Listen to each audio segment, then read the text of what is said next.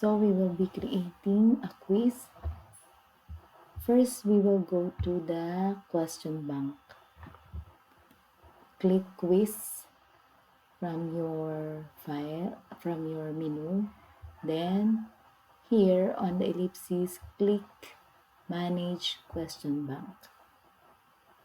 So we would like to put our quiz on the question bank so that our quizzes will be reusable. So for example, quiz 7,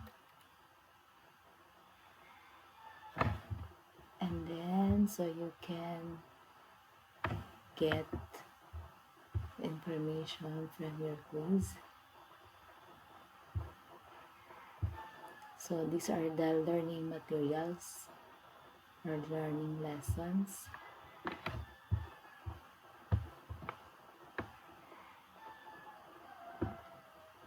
Okay, how can you go to the learning materials? So first you go to pages,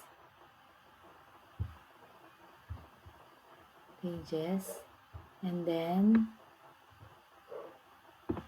so you can insert your learning materials here. For example, you would like to add a lesson, a PDF lesson. So go to documents and then upload file. Then choose your file. So for example, your file is a PDF. So for example, here interactive animation and buttons. Then click OK. So once your file is here, so click submit. So again, we use this insert documents, then upload document to insert a PDF file inside your page, which is a learning materials page. So click save.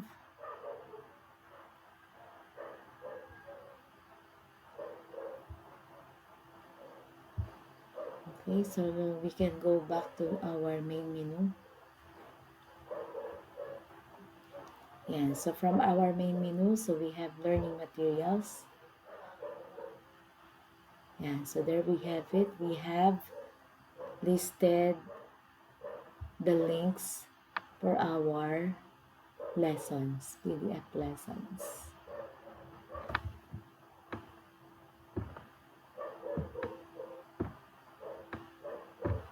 Okay, so the students can navigate in our lessons, PDF lessons here.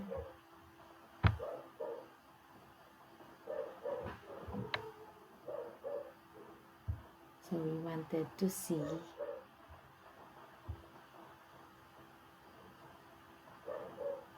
so this is our lesson 7. Now we would like to add a quiz about lesson 7.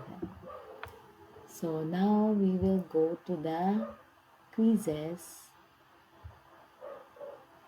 and then on quizzes, click the ellipsis here, then manage question bank. So again, we would like to create a question bank so that our quizzes are reusable. So we will type the title, so you can type the title that you want. So here I will use quiz 7 hyperlink and interactive. Okay, then press enter, then click the quiz. Then here we can now add question to the quiz. So question, then choose the type of question. So for example, we would like multiple choice.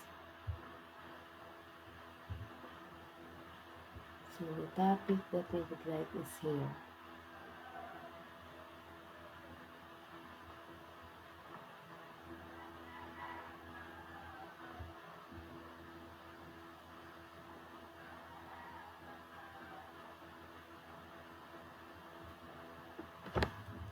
So we would like to get this.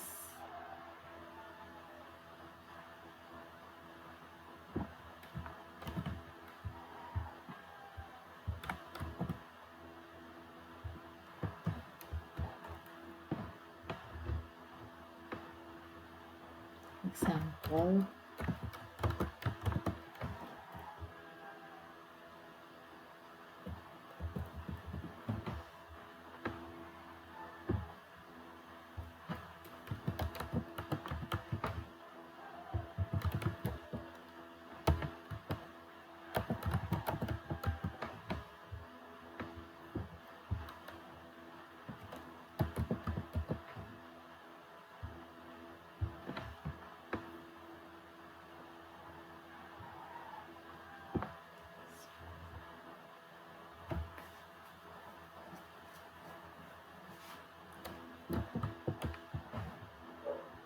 Okay, then identify the correct answer. So you may click the correct answer, then click update question. You can also specify the number of points. So let us add another.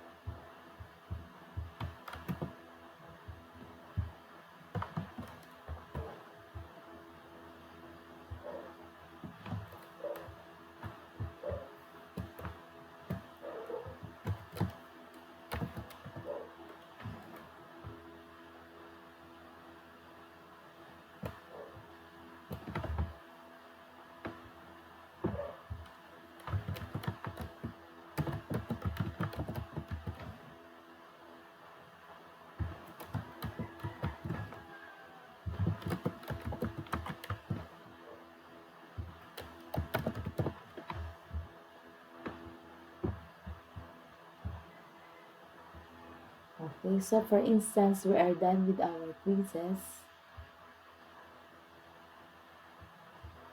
Now we will go to the quizzes to finally create the quiz. So we will now create the quiz. So for example, we will make quiz 5. Quiz 5.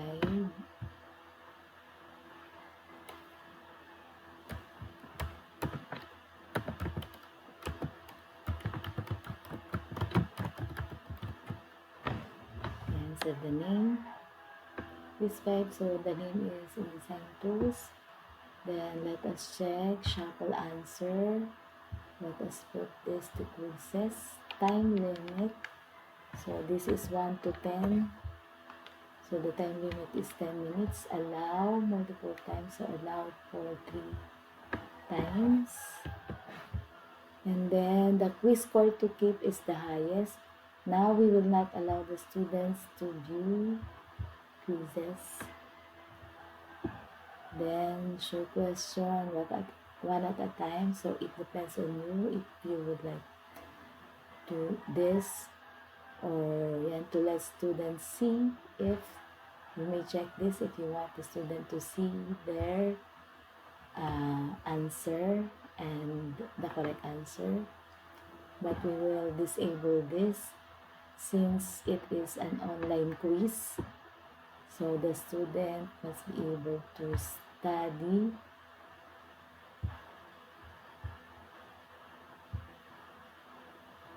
before taking the quiz. And since we are allowing them to view the quiz multiple or retake the quiz multiple times, so we will not allow them to view the answers.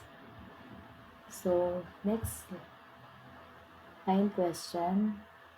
So we would like to put question quiz 5 in design tools. So click quiz 5 in design tools. So these are the quizzes that we made inside the quiz bank. So select quiz 5 in design tools, then select all. Then add questions. So now this is your question in your quiz bank. Then click save.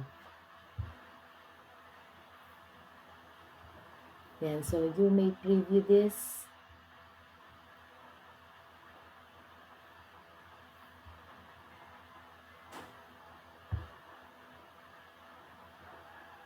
Yan, and try to answer the quiz.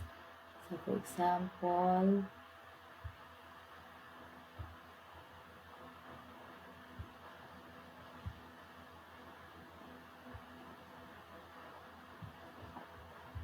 yan, and submit quiz.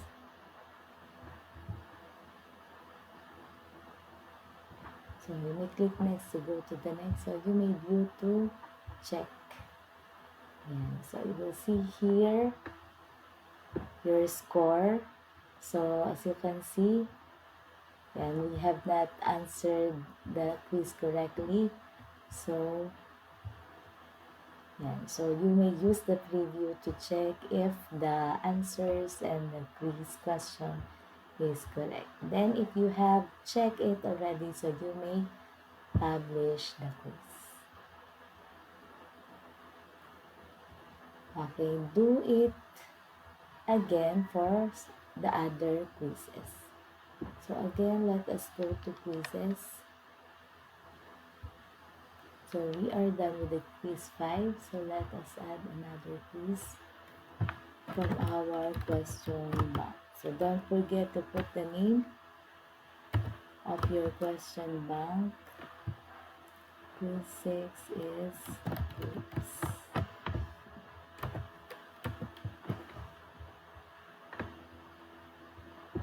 So again, shuffle answers, put these to quizzes. Time limit is 10 minutes. And then allow multiple answer.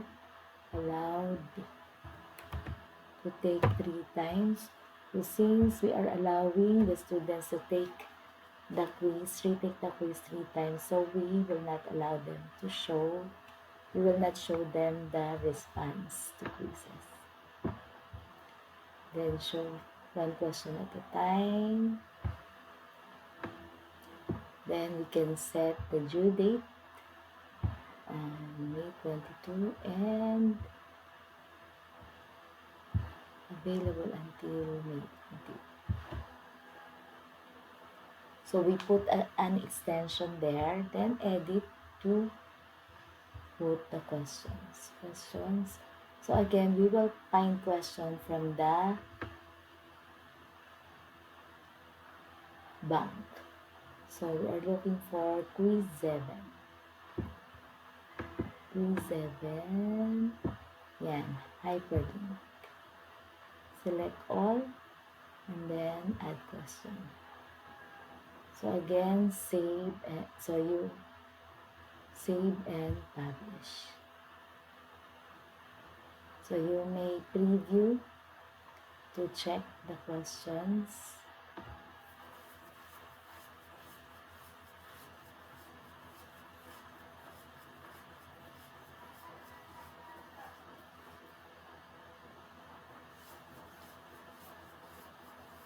You may preview to text the questions and then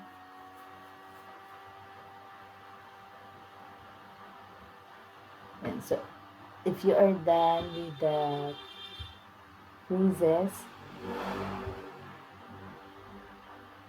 so as you can see, we have quiz 3, 5, and 6.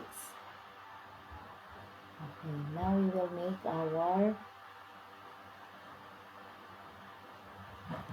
midterm exam.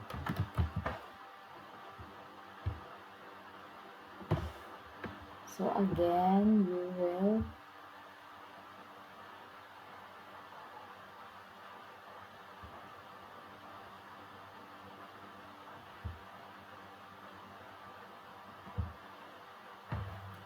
time limit is 10 minutes, allow multiple attempts for 3 times. the recorded quiz is the highest. Since we will allow them to retake 3 times, so we will not show the correct answer. Then show question one at a time.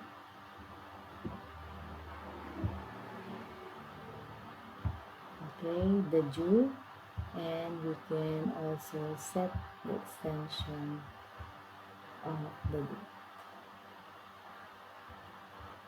So like what I'm saying, so we can make this reusable. So for questions, so we will get questions from our quizzes, from our question box. So for example, here we will get questions. Yan. So quiz for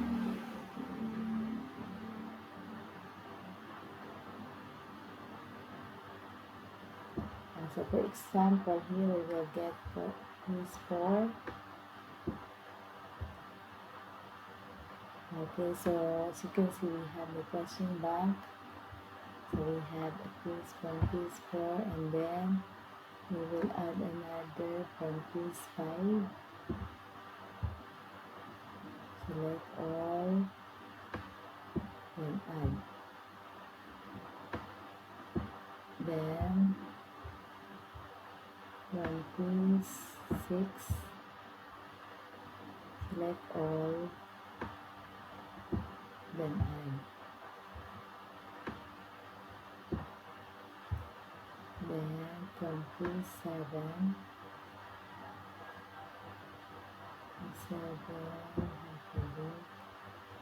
select all, then add questions. So if you were done, save and publish, and you can preview to check your midterm exam. So if you are done with your exam, next we will put a link of your exam in your main menu. So the exams are placed on the summative assessment. So click summative assessment, and then click edit. So this is the page for your summative exam. Click edit, and then we will put here your midterm exam, midterm quizzes,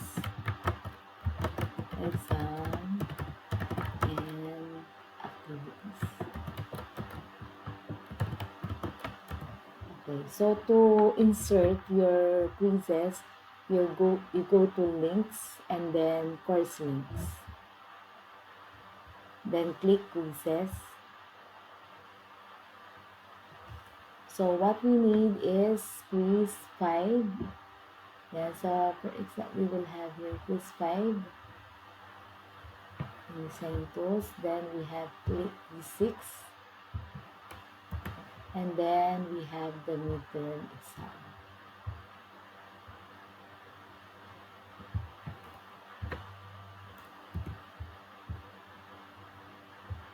Let's add another one, for example, quiz 3.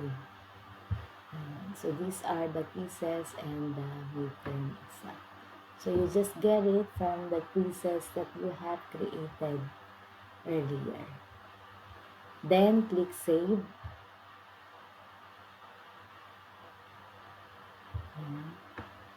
You can also make this larger.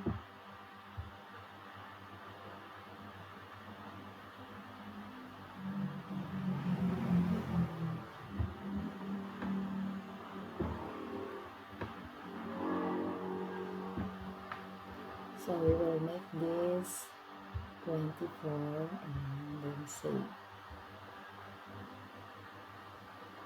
Okay, so now let us go back to pages. And so when we go to pages, click summative assessment. Then click quiz. These are the quizzes that we have inserted. So click, for example, quiz 3. Yan. So now these are your quizzes. So the student now can view and take your quizzes.